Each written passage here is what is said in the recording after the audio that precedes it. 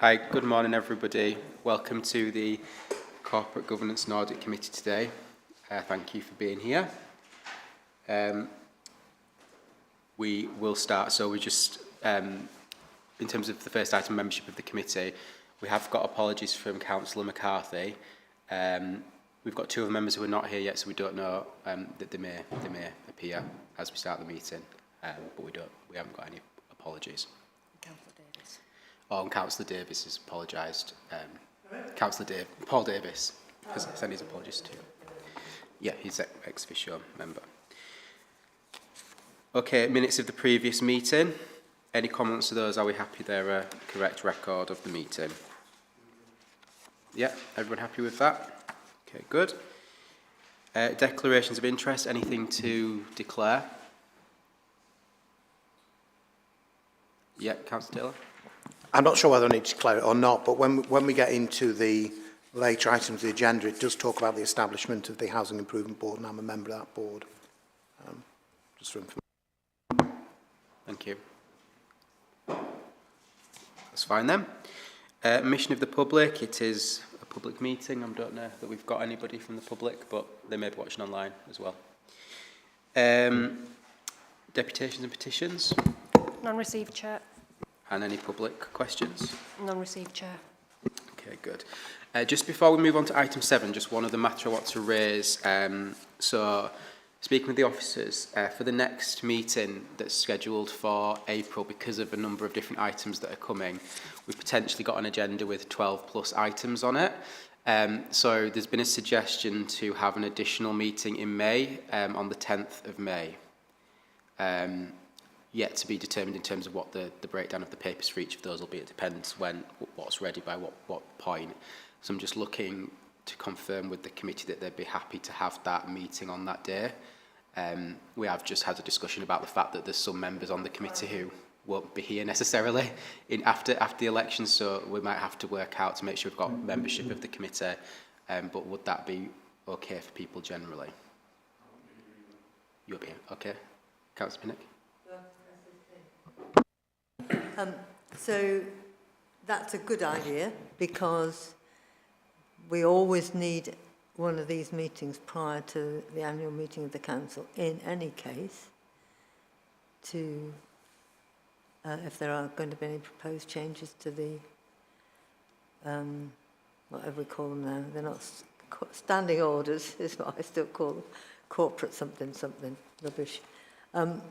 So we need one in any case between the elections and the annual meeting, so we might as well fix it now. And and then there's the question is, so why we've got quite a short agenda today, why have we got items piling up?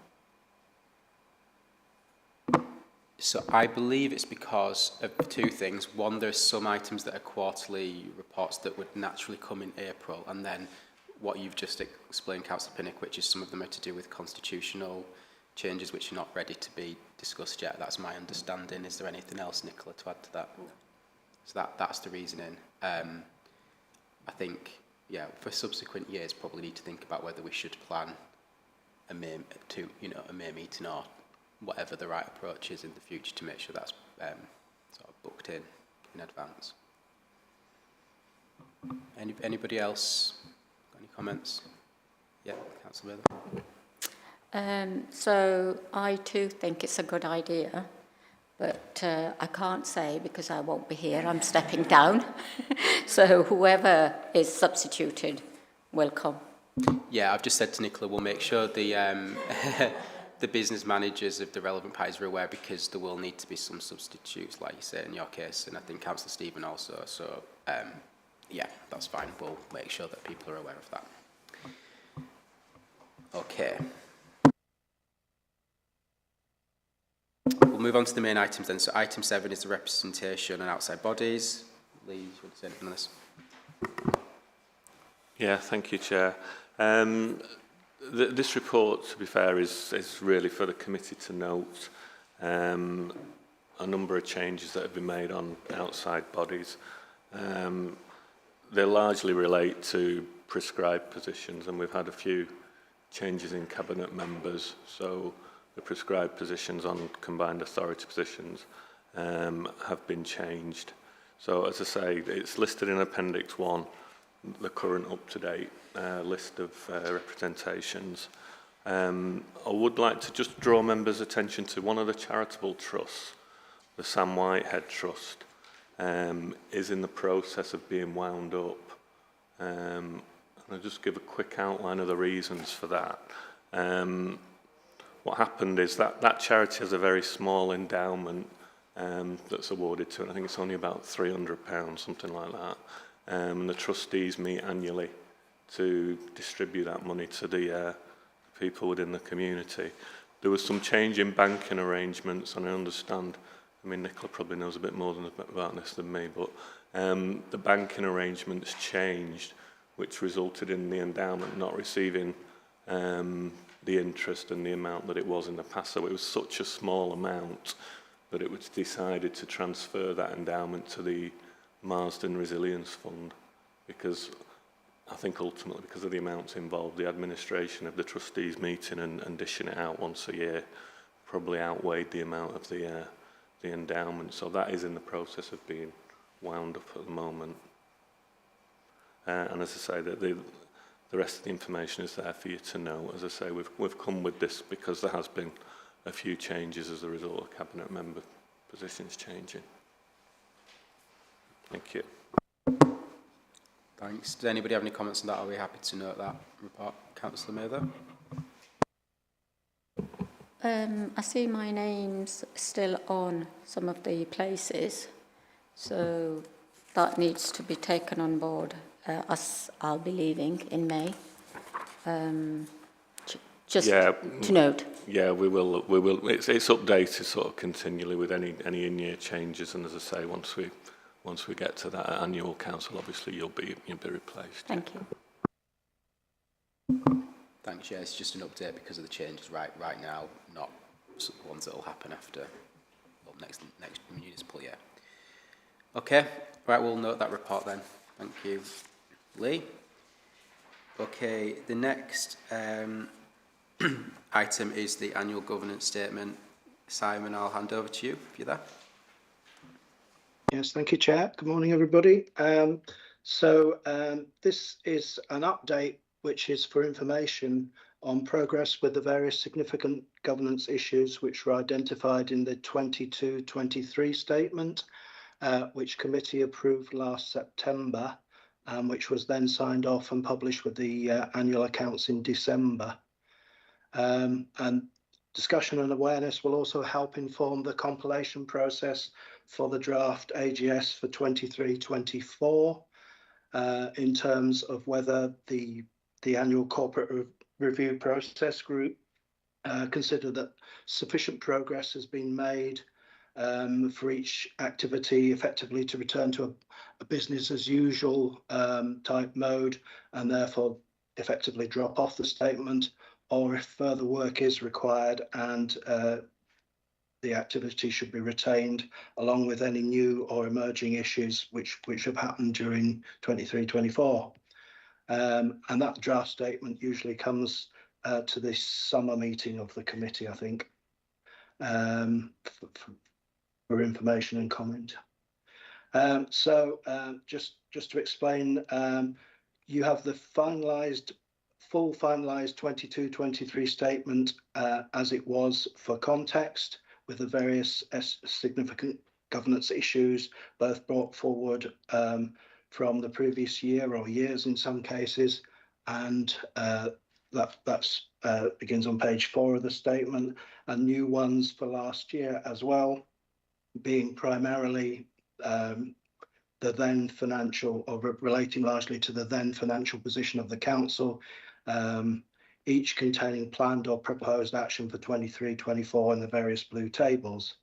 The second document you have is an extract of those blue tables with an update for each item from the various service directors with responsibility, which has also been discussed at ELT and agreed with the Chief Exec.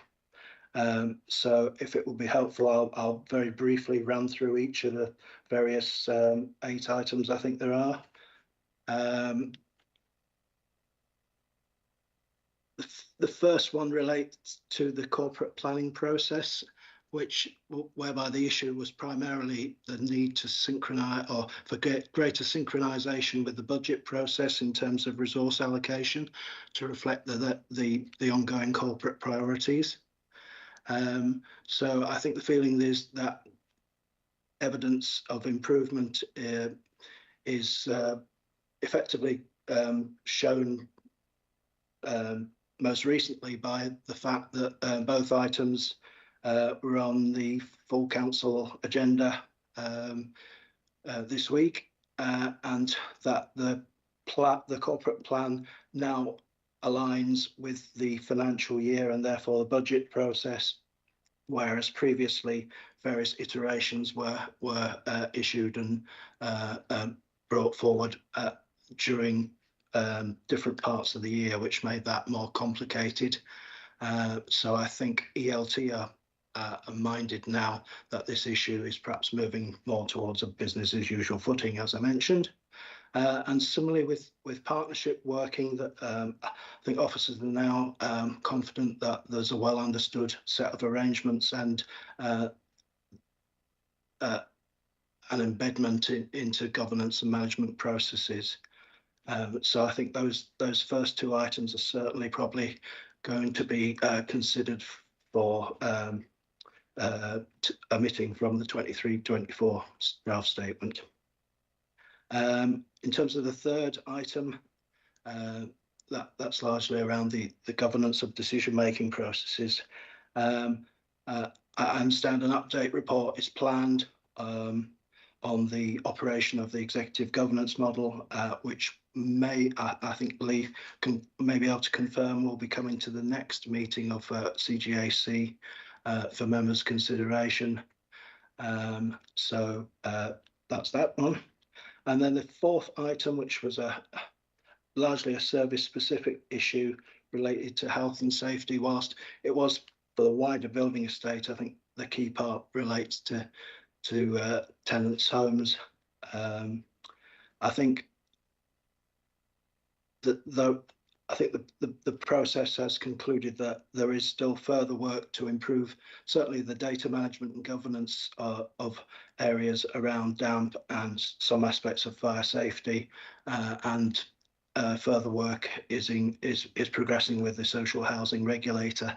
And I think that's being overseen by reporting to the Housing Improvement Board. So those were the issues that were brought forward from prior years. Just moving on to the ones that were new ones for 22-23, and as I mentioned, the financial position of the then financial position of the council was clearly high on everybody's agenda at that time, certainly now also. And I think the feeling is that a lot of work has gone into planning and trying to address the financial position, so that various measures around containing and reducing the revenue overspend, identifying a robust programme of savings for the future, and strengthening balances has, I think, helped to put the council in a better position as ELT see it. I'm sure Isabel, who I think is on the call, maybe add more detail or context to that if necessary. The second item as a sort of subset of that was around the special education needs potential financial issues, and whilst a long-term plan is in place to address the budget deficit and has been submitted to DFE, I think colleagues in Children's Services and Finance are still in negotiations with officials around how that pans out. So some further work to do on that one. When the statement was being drawn up last year, clearly there were a number of changes taking place at ELT level in terms of the chief executive herself. the role of and place of one or two of the strategic directors, and that led to this particular item being included because of the potential issues that might have created in terms of the leadership team.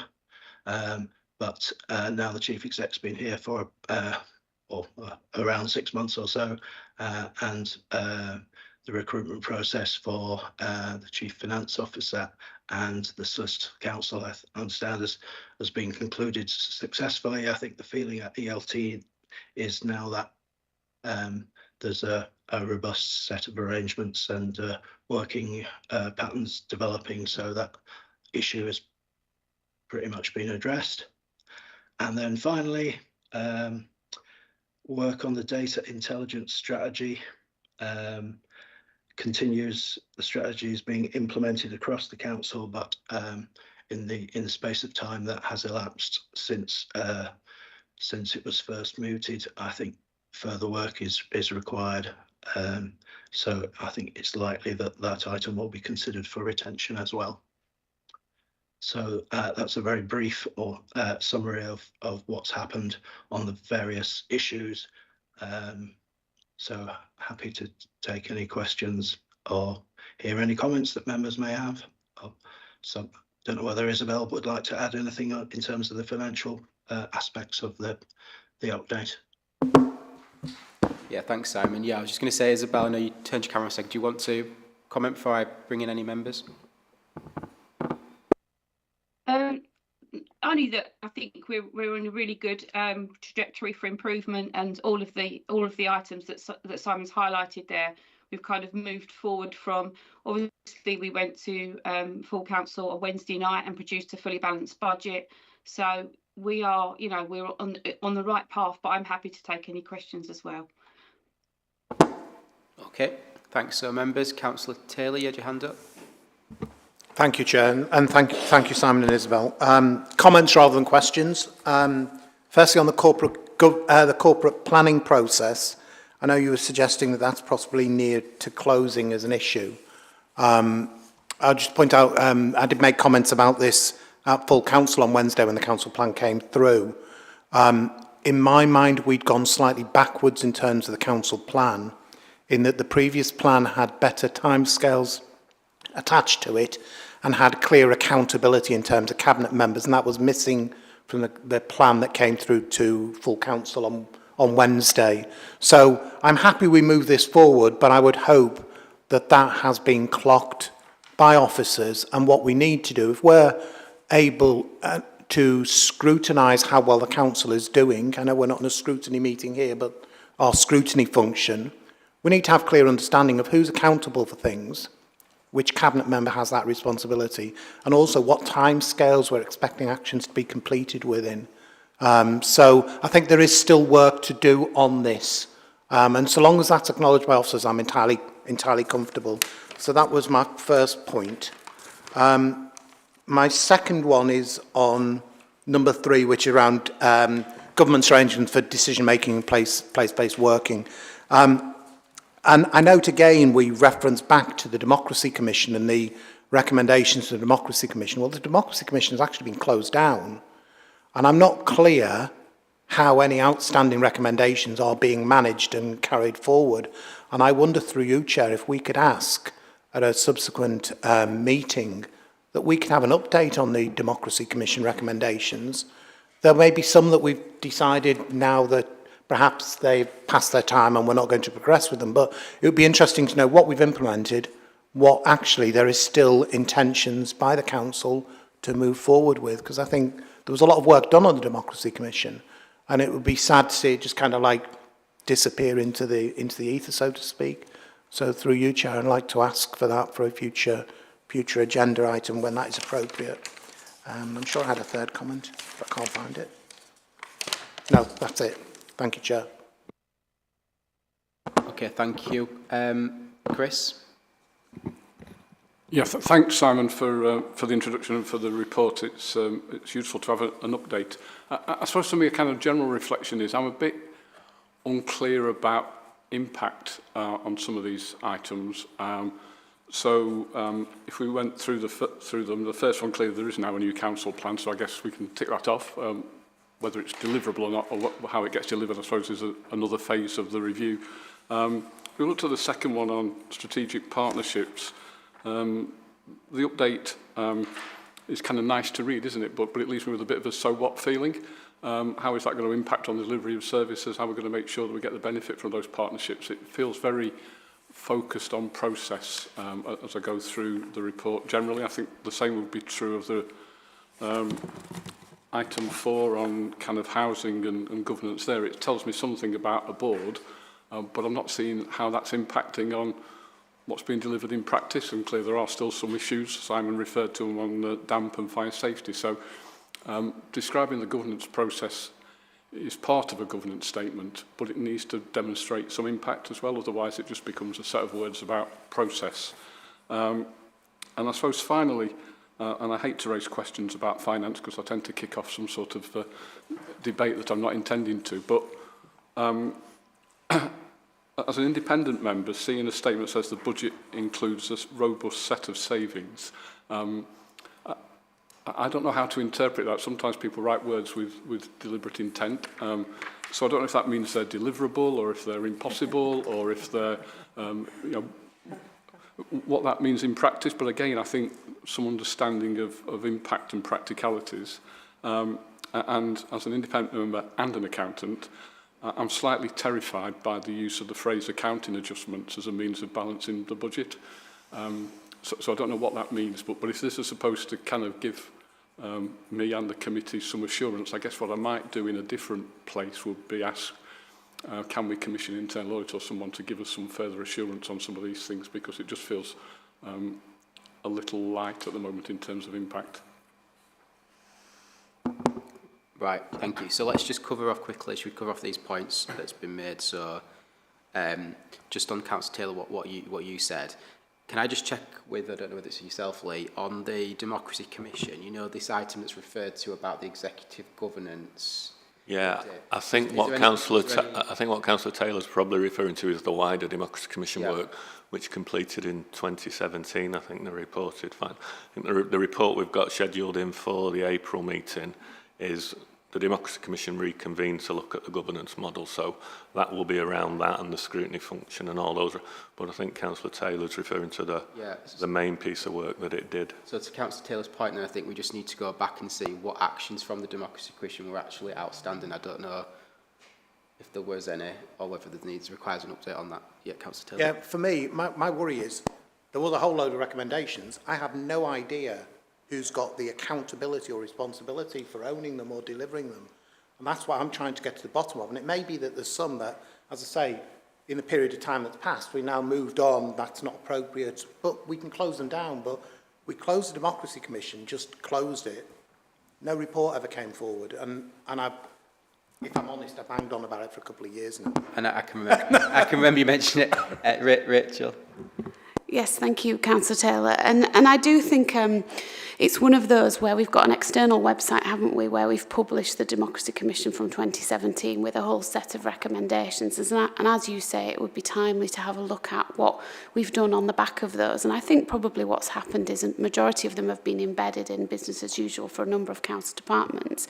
And I suspect there were some that never really got addressed because they were slightly controversial, I suspect, in terms of the appetite for some of those changes that was recommended. So I'm happy to take that away and bring that back. And then obviously we just used that vehicle, didn't we, to look at the governance arrangements.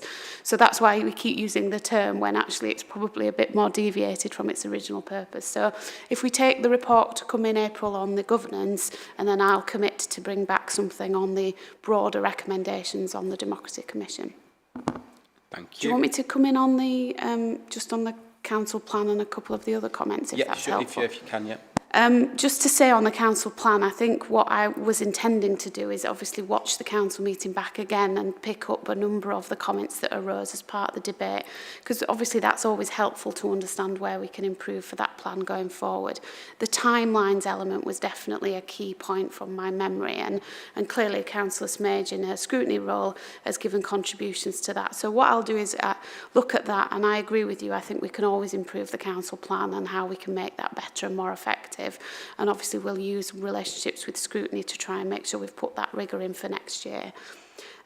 Just in terms of the actual statement, I think I have to say I find it sometimes quite difficult, particularly because there's such a time lag when this document's referring to versus where we are now, which makes it very hard. And if you think about the external auditor's value for money report, there's obviously a lot of similarities between the annual governance statement and that. And then you take the risk register and there's a lot of similarity between some of those. And it's really hard to know what good looks like in this space, doesn't it? Because it feels like it's a lot of different documents that have quite similar themes, but it's almost like, what's the purpose of each and what do they do, in order for you as an audit committee to know exactly what you're supposed to be making recommendations and decisions on. So what I've agreed with Simon and colleagues is that we're going to look at, I'm going to pick up the annual governance statement and make sure I've got the right people in the room to get the kind of content together, and use our audit committee and obviously scrutiny as well to make sure we've got all those things right. So I will pick that up, and I'm not going to comment on the finance ones. I'll let Isabel come on those. Yeah, do you want to come in now, Isabel? Yeah. What I was going to say was that the deliverable, the savings being robust and deliverable, they are monitored, and what we're saying by them being robust is we have checked them, we've checked them for their ability to be delivered, and we will make sure they are managed on a monthly basis and checked on a monthly basis as to their deliverability and the risk around the deliverability of those. And just picking up on the accounting adjustments, we reprofiled the capital programme and also did some work on the capital financing, and that's what the accounting adjustments relate to. Chris, did you want to come back just on that specific point? I suppose, still being relatively new to the council, what I've observed, I think just kind of evidentially, and I know there are some good reasons for it, is the council hasn't been brilliant in recent years at delivering its budget. And therefore, I suppose looking at it from the outside, I need some assurance that the budget for 24-25 is somehow more deliverable and more reliable than previous year's budget. So otherwise, I've never met Isabel. I want to question anyone's professions. I'm sure a lot of work's gone into producing a balanced budget, but I know from my background, I've never delivered a budget ever, and sometimes I've delivered better and sometimes I've delivered worse. But the history of the council in recent years is it's struggled to deliver its budget. So what's different, I suppose, is what I would want to see in a governance statement that says actually it's going to be better. Isabel, you want to come back in? I can only give assurance, really, that the new Section 151 and myself are working and making sure that those savings are closely monitored and will be delivered. Councillor Pinnock, yeah, you're next. I'll bring you back in, John. Councillor Pinnock. So I don't want to go over some of the points that have been made, but at number 2 about the partnerships, it does seem to me we're quite good as a council in creating partnerships and working with other folk across West Yorkshire in health and transport and the rest of it. What I'm not clear about, and I don't think this helps, is how successful we are in promoting the needs of the Kirklees area within those partnerships. Because in a West Yorkshire context, inevitably, Leeds and Bradford dominate. Inevitably, they are big cities with big requirements. And obviously, improvements in Leeds and Bradford spills over to improvements in Kirklees. However, it can't only be that, is the point I'm wanting to make. You know, if we have really good working relationships, there ought to be recognition that while Leeds and Bradford are very important, the rest of West Yorkshire needs some help as well in developing transport or whatever.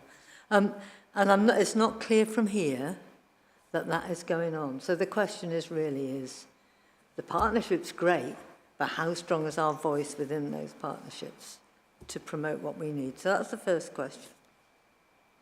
Then on the third item about strengthening governance arrangements for decision making, I just want to make the point about place-based working, because I think that is beginning to disappear.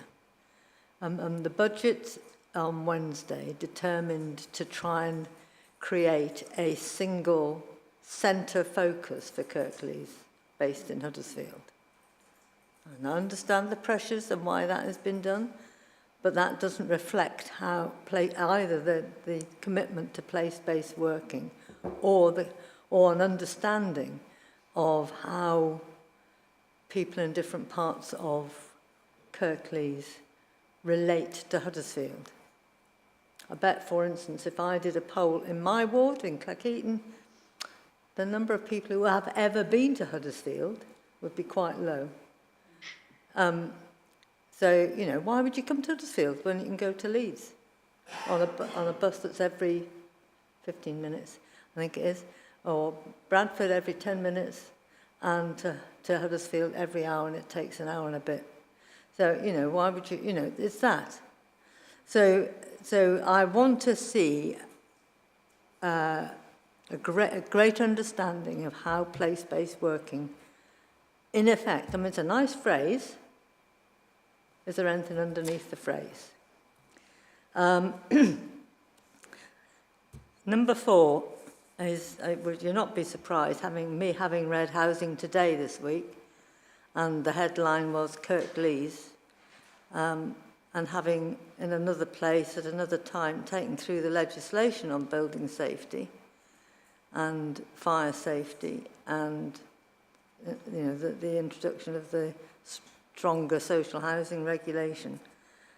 It was a bit galling to me to see my own council being held up as one of the big offenders. So I suppose the question here as an audit is, why has what has transpired to be a very significant problem been kept away from accountability processes, either through scrutiny? I don't know if perhaps scrutiny knew about it, in which case, what was done? So it's those sort of questions, because it is a very big issue. These pages going the wrong way. Right. Oh, that's it, isn't it? And then we're on to the new issues. Yeah. Rachel, do you want to comment on these points?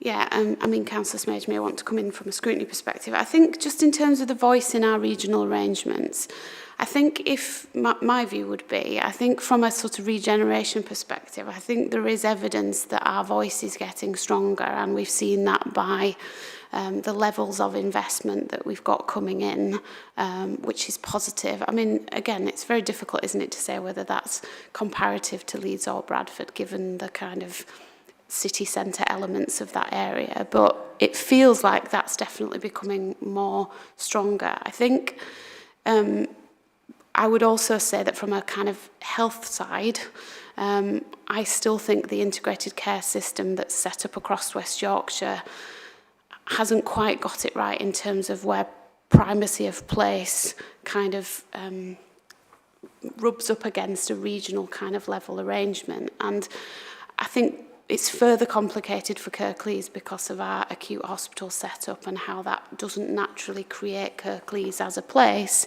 in order to be clear about what we're doing and putting in place for all our residents. So I think there are strengths and weaknesses in both of those systems in terms of where we play our role, and I think it's different people working there. So I think, it's difficult to say what good would look like for me, but I think that I feel confident we are getting the right people and the right discussions in there. I just think there's quite a long way to go because it's very complicated as a setup. I think with place-based working, it's interesting that you raise that, because when I read this governance statement, I got really confused about what that actual issue was identifying, because it did, if you read the actual update and the description, it's very much more about the executive governance arrangements rather than anything specifically around an update on place-based working in the way that you've described it. And I think sometimes that's because we're a bit stuck with the terminology that went in the original annual governance statement in terms of where the update on that is. I think that probably from a kind of council ambition and what we want to do in places, if you think about the council plan, there's very much about how we work alongside our residents in our places. I guess looking at Councillor Smage, there would be probably a scrutiny opportunity to look at the kind of delivery of that council plan and whether we have actually done the sorts of things that you've just articulated, and indeed how that's evidenced within our communities, because as you say, different people have different perspectives. I think the place standard activity around the engagement with communities has been really successful in some areas to get an owned action plan about what works in those areas, but I very much appreciate that's not necessarily across all of the district. And then just onto housing, clearly we've got a housing improvement board that obviously looks at this. Again, I understand that it's been to scrutiny in terms of some of the work that's happened, but it is obviously very worrying in terms of that regulator's notice, and we've clearly written to all our tenants to make sure they're on board and put some priority resourcing into making sure that we tackle those issues as soon as possible. Councillor Smage, can I bring you? Do you want to come in now for the... Okay, thank you. So I'll answer some of the points first, then if I could ask my question, that would be great. The building safety and compliance, there was a scrutiny ad hoc that happened a couple of years ago now, I think, because we had to do it all online because we were in the... after that, the Housing Improvement Board was set up. The action plan from that ad hoc is monitored by scrutiny and is actually going to the Growth and Regen panel again at the March meeting, so end of March. The statement from the regulator is very concerning, and I would expect that scrutiny would want to know what actions are being taken as part of that action plan review. The council plan, yes, I would expect that to come back into scrutiny, for scrutiny to understand how the deliverables have been actioned and what progress has been made. Scrutiny did make comments on the fact that the council plan should be longer than 1 year, because a lot of the items in there should be consistency across several years. And I think as a result of that, the deliverables that were put in were deliverables for 24-25, and the objectives were put in as longer term. However, it would have been good to see deliverables that were beyond a year. I think that is something that would look for in future. But yes, I would expect the council plan to come back into scrutiny when towards the end of that 24-25, to be for people to say, yes, we have been able to do this. This has been an area where we've had a problem, or this is what we're carrying forward into the next year. Okay. I hope that answers the two questions. My question on risk register, actually, you mentioned about risk register and this governance statement, is how the two sit together, how decisions are made as to what appears in the governance statement from the risk register, because I was a little surprised that the annual governance statement paper is here, but there is no accompanying risk register, so people, the committee can see the update for the governance statement and what's in the risk register, because some of these correlate across. Thank you. Yeah, we did have the risk register, was it last month? Yeah, I mean, I was just going to say it sort of talks to Councillor Pinnock's point at the beginning, which is why we've got a short agenda today, and it seems like we've got a huge agenda next time. What I will do with Lee is take away a piece of work to say, can we make sure that we are not only making sure things are evenly distributed, that we've got the right timings of the meetings, but also that where documents and agenda items complement each other, we have them on the same agenda. So I will take that away as a piece of work. I mean, sometimes, unfortunately, timescales do slip, which always throws things out, but let's try and commit to get something so you get the best quantity of reports and obviously the best ability to debate them. Yeah, thank you. Councillor Mather, did you have your hand up a while ago? No? Thank you, Chair. So mine are just statements. Whenever you read something like this, it says corporate. Governance and corporate is big, and it's an overview, and you can always talk about the length and the depth. And I always say, maybe what you need to do is a balance act. Balancing act means you can cross-reference all of the other embedded documents that feed in, rather than make this so lengthy that you go to sleep. So that's one of the things. Cross-referencing is important. I think it's also about experience of the council, that, you know, the more you know, the better you're able to cross-reference.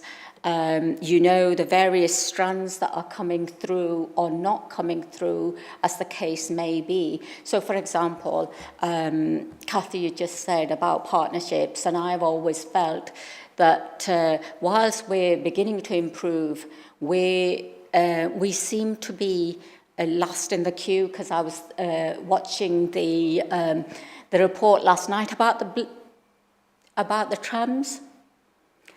Leeds, Bradford, maybe Dewsbury, maybe. And it does sometimes feel that we're the poor friends, but in terms of district-wide, we have a similar population to Bradford. And, you know, so I'm left questioning, and I'm not saying that we as officers or elected representatives aren't doing our bit, but I think sometimes centralising, as we are because of finite resources, does mean that some of us get left behind. Some of us get left very behind in terms of the queues we're talking about and the investment. So I think whilst we need flexibility in any plans, we need those cross-referencing to allow us to see the developments alongside. So in terms of the housing aspect, and here I declare that both John and I are on the Housing Improvement Board, I wasn't so,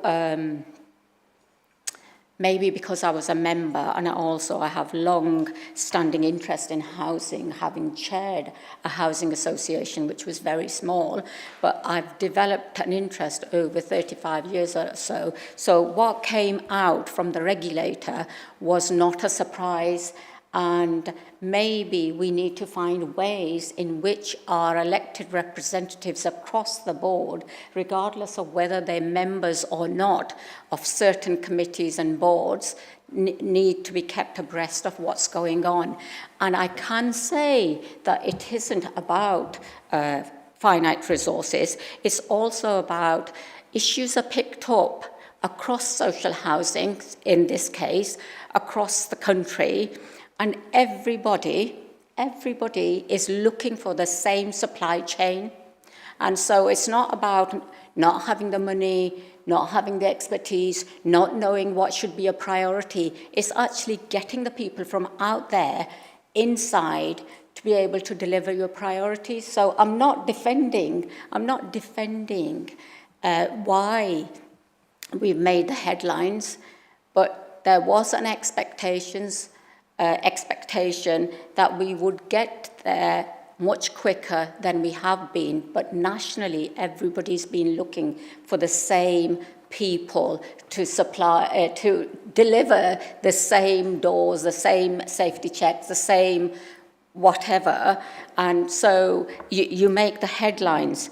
But I know Councillor Pinnock doesn't agree, but that is the situation. Now, in relation to how this document should appear, I think, personally, it tells a story, but not the full story.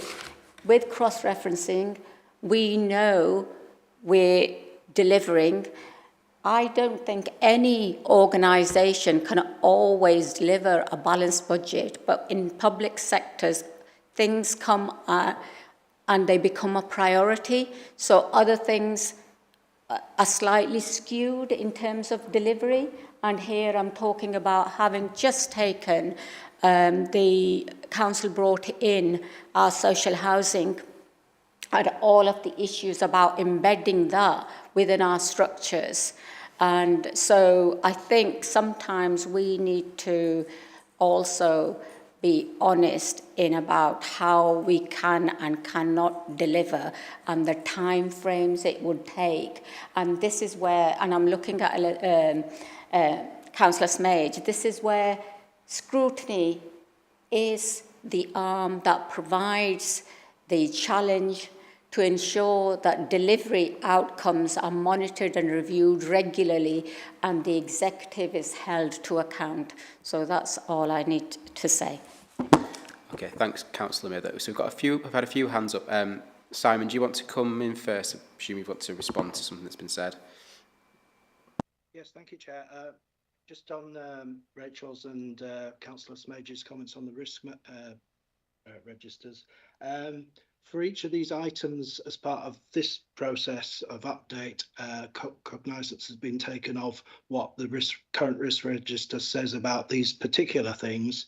And in general, as part of the annual review process, full account is taken in terms of drafting the new statement about, well, both about the risk management process itself and also about individual risks within it and new and emerging themes that are coming through, and then consideration is given as to whether they merit inclusion or not. And just in terms of compilation of the statement itself, I'm sorry I managed to put the councillor to sleep.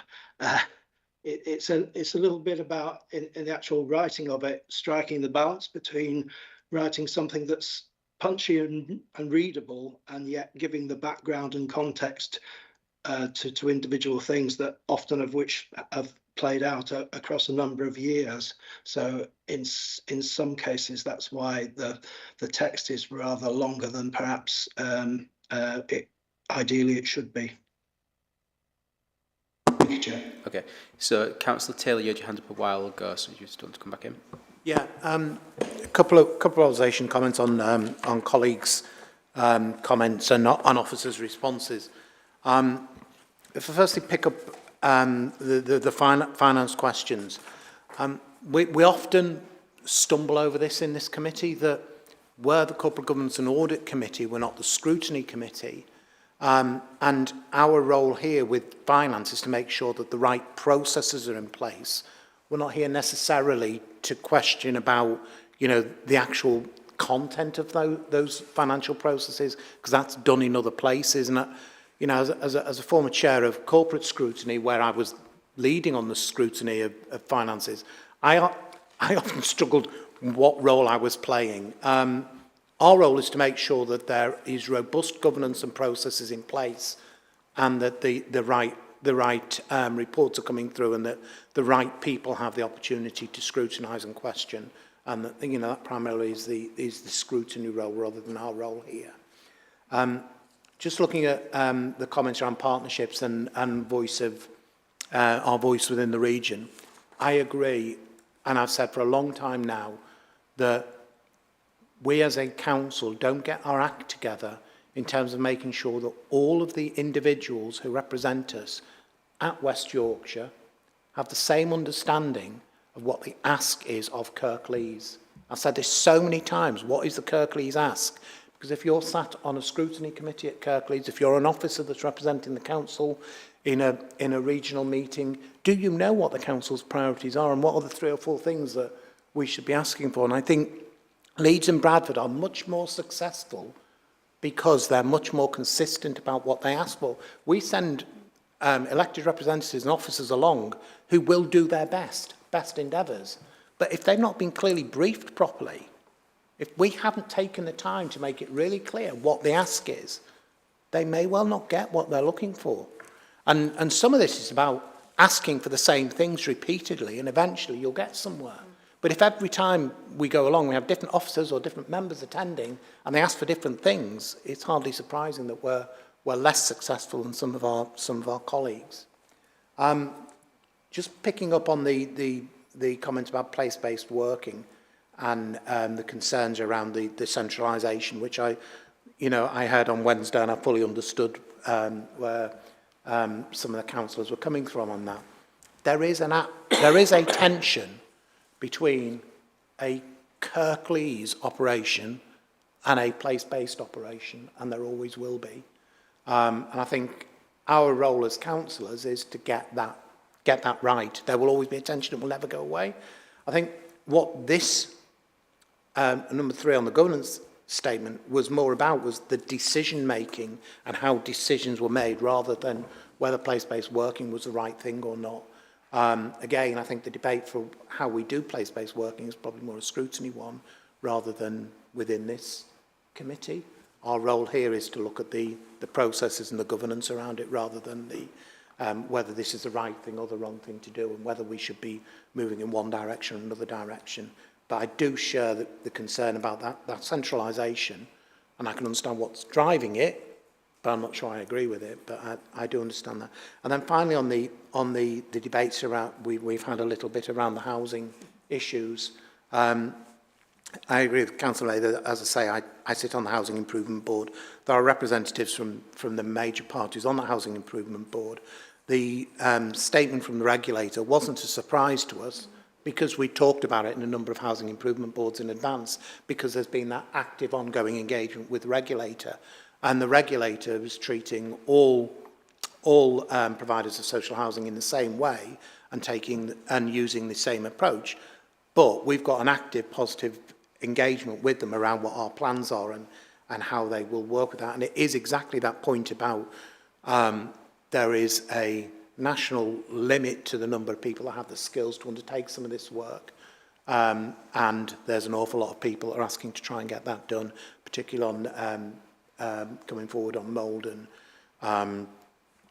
and damp, more so than the fire actually at the moment. But one thing that it is worth acknowledging is that having brought K&H in-house, there has been a period of picking up stones and finding problems underneath them that had been perhaps more hidden from the council in the past. And I think some of that is what we're still surfacing through some of the work that's going on there. I think I'll pause there and let others come in. Kath, you can come in first and then I mean, I don't want to extend the debate on the housing problems, but just to say that there was a requirement for fire safety doors before Grenfell in 2017. So all I'll say, there was a requirement for houses to be free from mould and damp before the death of Ayub. And the fact that there are 20,000 instances in that report by the social housing regulator, and when we've only got 20,000 houses, council houses by the way, indicates to me that the focus of repairs and maintenance within our housing stock had long since been at the bottom of a pile of actions that were needed to be taken. That's all I'm going to say. I'm sure there are problems getting fire doors and the ability of people to fit them properly will be an issue now because there is going to be a huge push to get them in place. However, so I'll just say that, and the fact that we were obviously as a council, and I take my responsibility for this as well, as a councillor, have been responsible for 20,000 issues in our council homes. It's appalling. So the only other point I'm going to make is about the definition of audit, which Councillor Taylor and I frequently differ. Audit, the other audit committees on which I've sat, in the private sector and in the public-private sector, if you know what I mean. Yeah, Huddersfield University did an audit committee on that for them yesterday. And there is a much greater responsibility. Of course, you've got to do what Councillor Taylor says, but there is also a wider responsibility in the audit committee to point to the issues that are there and whether they're being addressed properly, which is not what we do here. Anyway. I'm guessing it's on a... Just on the fire doors point, I think, you know, let's be clear, there were fire doors in the council buildings. What the issue was because of the K&H was an arm's length organisation at that point in time. They didn't maintain the records to show that those fire doors were fit for purpose. So we've had to replace them all. Probably a lot of them were fit for purpose, but we couldn't evidence that. So it's not that there were no fire doors in place before 2017. You said that there was a requirement for fire doors, and your implication was that something had been done wrong. The thing that was wrong was that there was no evidence base. They hadn't retained the documentation that showed whether those fire doors were fit for purpose. Yeah, absolutely. But I don't want people out there that are watching this to think that K&H didn't have fire doors in place in buildings that ought to have had fire doors. A year on building safety and fire safety, and heard some of the terrible things that happened in Lackenhall and in Grenfell. And the thing is, in Grenfell, there were fire doors. There were fire doors in the Grenfell Tower. The fact is, they'd been compromised, and the fire safety of those units had been compromised by other activities of the housing provider in those units. That's at the heart of the problem. Okay. Anyway. You. Yeah. So I could I'll bring Rachel in on this. I've probably spent more time than anybody else in this council on fire safety and building safety. So. Yeah, Rachel.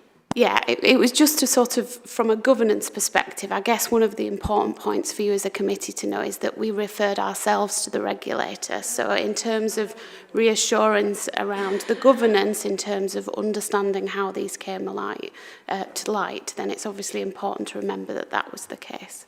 Thank you. Go on quickly, yeah. Yeah, go on then. As far as the scrutiny is concerned, and I am on the Housing Improvement Board, I will need to say, but as from a scrutiny perspective, would it be helpful if Councillor Pinnock had a copy of the scrutiny reports and the updates and received more information about where we are in relation to that? I think that would be helpful in this instance. As for the role of audit and governance and scrutiny, I do agree that there needs to be a clarity as to where we're going in the future with that, and we need to work on that. Okay, but that's just my observations. Thanks, Chair. So, Chris, you had last comment on this. Yeah, I don't know which one to do. So I was going to. I think there is a difference between an audit committee and a corporate governance committee, and the fact that we merged the two means we've got two different sets of responsibilities that overlap. But for me, one can never take assurance on systems and processes and governance arrangements without from time to time dipping into the results. Correct. And that's where I think the potential overlap with scrutiny might lie. But if we took housing as a for example, without getting into all that detail, it's been here through the risk register, it's been here through the corporate governance statement, we've asked questions, we've had assurance that there are processes in place, and yet it would seem that to date the results aren't all that we would want, and therefore I think from time to time we have to dip in and ask questions about results, otherwise we'll never get the full picture. Absolutely. And I don't think that necessarily conflicts with scrutiny, just from time to time we may rely on your work. Thanks, Chris. So just to sum up on this, I think we've obviously had quite a good debate on that, and I think, Rachel, you've taken some actions there. Just two things I wanted to comment on. One, I guess a bit less relevant, but I just wanted to clarify on, because a few points was made about the place-based working, and I agree there's a question mark around, do we do place-based working well? Could we do it better?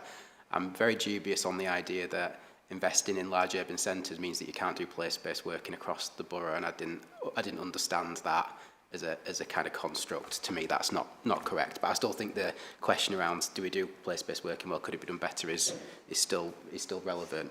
The other thing I just wanted to talk, just filling what you'd said, Chris, and that wider debate around what the function of this committee is and how we move it forward, and also links into the agenda items and how we do that forward. So obviously this is my first year being on the committee and chairing the committee. I've said to Nicola and Lee that I'd like to have, after the year, to have a discussion on feedback from myself. I know, Chris, you provided some feedback as an independent member, and I'm happy to take feedback from all members and been on these committees for a while. I'm also kind of engaging at a regional level about what different authorities do in terms of their arrangements, to come up with a plan for the year and building in some of these things we've debated over, the last 12 months. Should we be seeing more of this? Should we be seeing less of this, so that we can improve, I guess, the audit and governance function? I think that's something that I'd want to do, and I'm certainly happy to include all the members in that, and we can potentially have a private discussion on the arrangements or something to get everybody sort of buying and feedback on that. So that was it really. Yeah, Councillor Taylor. Just on that, what happens in scrutiny at the beginning of the year is we'll look at and plan out the year, and I think it would be very, very helpful to actually have that calendar and look at, and these are the things that are going to come during the year, and then we can have a debate about whether they're in the right order or in the right place, because we tend to just get, and the next meeting, here's what's coming to the next meeting, and we probably don't have that oversight of the full year, which will be really, really helpful. Yeah, I agree. I think that's what we need. So I will definitely take that forward as action. So yeah, another one on there. Okay, so we've done that item. So I think we just note that item. Is that right? We don't need to. Yeah. Okay. So we'll move on then to the final item, the audit progress report and sector update. Who are we coming to? Is it yourself? Yep. Thanks very much, Chair, and morning to you and to members. This is our progress report and sector update for the committee this morning. And just before I start to draw out some of the key points in this document, I thought it would be useful to introduce myself and my colleague as the new audit lead and audit manager for the council. So I'm Gareth Mills. I'm an engagement lead, key audit partner at Grant Thornton, based out of our Leeds office. Over 20 years experience in public sector audit, principally in the sort of M62, M1 corridor. My colleague is Greg Charnley. Greg and I have worked together for about 6 years now across a range of public sector bodies within the NHS and in the local authority space, including the big metropolitan councils in South Yorkshire, and other bodies, for example, police bodies. So we're used to working together as a team. On pack page 53, we've obviously set out a little bit around our role as the key audit partner and engagement manager. So whilst we're new to Kirklees, we are long-standing Grant Thornton public sector auditors. In addition, our colleague Sam Danieli, it's not that he's shy, he joined us when just before COVID hit and never quite got around to having his professional photograph taken, but that's on his to-do list. But Sam is he's been with us for 4 years now. He's a qualified accountant and has worked quite extensively on the Kirklees audit over those last 4 years. So Sam has that continuity in terms of the knowledge and information on Kirklees, and that will continue with myself and Greg moving into the audit team. Just turning over the pages in terms of our statutory requirements, obviously our our audit work principally involves two areas. One is to give an opinion on your annual financial statements, and the other is to do the work around use of resources, known as the value for money arrangements review. And you know, Greg and I will obviously be leading those two aspects of the work. I think it's worth saying at this point that since we took over from our predecessors, John and Aaron, at the beginning of this year, we've held a number of introductory meetings, Chair, with Chief Exec, with Rachel, with senior finance colleagues, with internal audit. Obviously met you, Chair, on the previous briefing back in January. So we're starting to get to, you know, to know the key officers at the council. And Greg and I very much work on that basis across our existing clients to have that regular in-year engagement across the accounting and governance issues, so that we can be on top of those when we get to the detailed audit in the summer and the autumn. And that's really important from my perspective. On page 57, on section 4 of our report, we've tried to draw out some of the expectations in terms of those pieces of work around the accounts and the VFM work. And on section 5, we've set out a broad timescale for that review. So we're hoping to share an audit plan with senior finance colleagues next month in April. And we're aiming to issue our ISA 260 report, which will summarise the key issues arising from our audit work to your committee in November, with a targeted sign-off of your 23-24 accounts by the end of the calendar year. So I think it's important to know, and I'm sure our predecessors reiterated this, that whilst the external audit market in the local authority space is in, well, let's be honest, is in a bit of turmoil at the moment, here at Kirklees, and I have to say our existing clients, as a Leeds office, we've managed to keep those audits up to date, Chair. So, you know, you've not suffered from the backlog of audits that a number of other local authorities have, and obviously Greg and I and Sam will be working to ensure that continues here at Kirklees, because I think, given some of the challenges that we've touched on in the early papers around, you know, the financial position of the council, you know, the DSG position and other things, it's important to have an up-to-date and a timely audit of those accounts, and also that our audit of your value for money arrangements is also kept up to date as well. So you know, that's very much on our minds, that that timeliness that you've experienced here in previous years is maintained from the transition to Greg and myself. The other point we'd spoken to some of the senior officers about, Chair, is, you know, to help Greg and I more formally introduce ourselves to this committee, we'd be more than happy to run a presentation workshop around the work of external audit in the public sector, what our work entails, importantly what it doesn't entail as well, just to be clear, to talk a bit around the timescales for our work, the work that we do on the value for money arrangements review. So, you know, the offers there, Chair, myself and another colleague ran one for members of another local authority in the region earlier this week, and they are generally quite well received and quite helpful to give members that sort of understanding in terms of the work of external audit in the local authority sector. The rest of the sector update, Chair, this is just provided for information and hopefully some helpful links within that sector update. I think it's worth just drawing out the first one on pack page, 56 or 60 of 70 of the PDF, the letter from the local government minister. So that's setting out a consultation which actually concluded yesterday around how does the system reset itself because of the delays that have been experienced across the sector. As I say, that's not been an issue for you here in Kirklees or indeed across the vast majority of our clients within Yorkshire, but nevertheless is a big national issue that's trying to get resolved, and there may be implications from arising from that that we may be able to take forward here at Kirklees, because what the key stakeholders don't want is to reset the system potentially in September this year, and then those audits keep building up and building up. So there may be some movements in terms of, you know, the level of detailed work that's been done previously around asset valuations, where those valuations don't necessarily impact on the bottom line of a council's financial sustainability.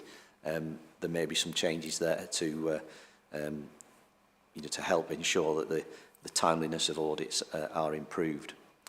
So I won't draw out any of the other sector update pages. As I say, they're only for information, Chair, but I'll pause at this point and see if you or other member colleagues have any questions for us. Thank you, Chair. Yeah, thanks. Yeah, Naheed, Mather. Thank you for the presentation. Nice to see the team.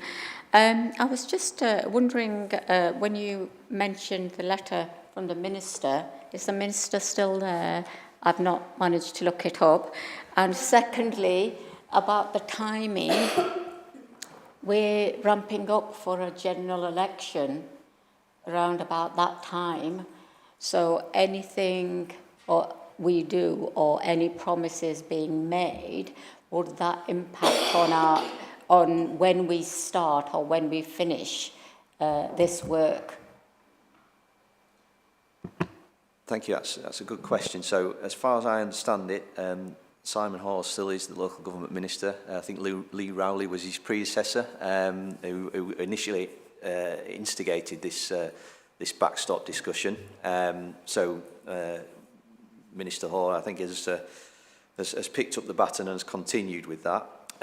It's a very interesting question, actually, around the general election, because we will probably take consultations within Grant Thornton as a firm in terms of the timing of issuing of certain external audit reports. I think if you know, if the election is potentially in November and that coincided with our ISA 260 report on the accounts and our value for money report on value for money arrangements, I would imagine that the ISA 260 report on the accounts is generally quite factual and quite a dry document. We find it interesting, but a lot possibly don't on the accounts. So I don't think that would be an issue from a sort of a PERDA point of view. I think the value for money report is potentially more within that area, if you like.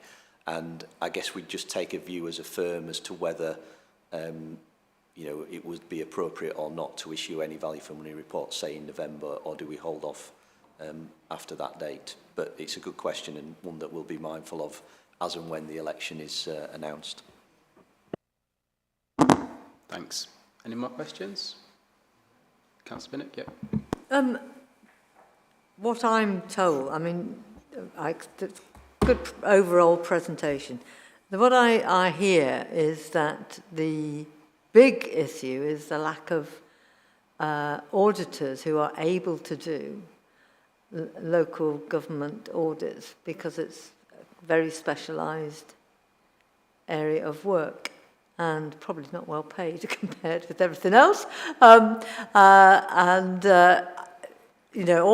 these good words here actually don't help that. So I wonder if you know from inside Grant Thornton and other major auditing firms whether more effort is being made to train local government auditors. That's a great question, and could probably spend the rest of the day discussing the answer to that. So, in short, one of the reasons why that huge backlog of unaudited accounts has built up is because there is a dearth and scarcity of public sector specialist auditors. So, if you rewind back to sort of 2010, 2011, when it was announced that the Audit Commission was going to be abolished, the Audit Commission obviously turned off the tap for recruitment at that point, and then firms such as Grant Thornton and others that worked alongside the Audit Commission in that field, we did a similar thing because it was all rather uncertain at that point. Fast forward now 10, 12 years down the track, that sort of experienced, qualified public sector auditor is very, very scarce. And the other thing that's happened is that the external audit market has been consolidated in a small number of audit firms delivering it. So over 90% of the market under the old contract that's just ending sat with ourselves, Mazars and EY. And a lot of the bigger players left the market. The fees had gone down a lot. To be candid, they could earn much more, delivering consultancy type work, which wasn't subject to the same sort of level of audit scrutiny and regulatory oversight that external audit is. And you're right, there is a view that public sector audit is a bit of a Cinderella service within more interesting and potentially higher paid business streams in accountancy. Now, for me, I really enjoy the work. I've been doing it 20 years. I find it sort of fascinating and interesting working with local authorities, with police bodies, with NHS bodies, and I know Greg does because he had a sort of road to Damascus conversion from being a commercial auditor to public sector, and he's been with us for over 6 years now. But it's often that sort of selling of public sector audit to get people in is quite difficult. I think GT, and to be fair, I think the other firms that are committed to the sector as auditors have done a lot in recent years at school level and graduate level. So I think GT has taken on something like 200 school leavers and graduates over the last 3 years in public sector audit. So that's obviously a long timescale, but in theory that will work well down the track, but it's still not, helping in the immediate challenges. Having said that, at present we have a suitably resourced, qualified, experienced team that we've allocated to deliver the audit here at Kirklees.